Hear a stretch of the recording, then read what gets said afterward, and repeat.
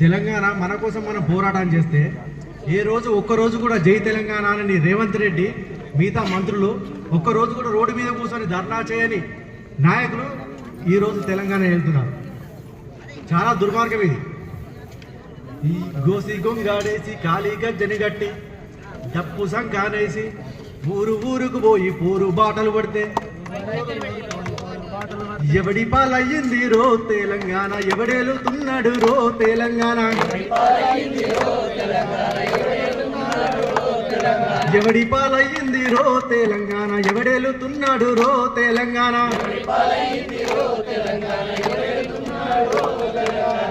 తెలంగాణ వచ్చినాక కూడా ఈ రోడ్ల మీద కూర్చొని ధర్నాలు చేస్తాం అనుకోలే. రేవంత్ రెడ్డి వచ్చినాక మనకు 250 గదాలు జాగ ఇస్తా, మీకు గుర్తింపు కార్డు ఇస్తా, 25,000 పెన్షన్ ఇస్తా అంటే చాలా ఆనందపడ్డాం.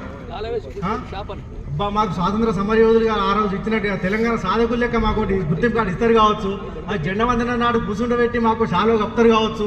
ఇంతే పరం అనుకున్నది. ఇంతకన్నా ఎక్కువైతే ఏమైతే నేను అనుకోలేక మీ చిన్నపిల్లనే కావచ్చు. కానీ ఏందయ్యవో రేవంతు మమ్మగం చేసుడని వంతు, ఏందయ్యవో రేవంతు,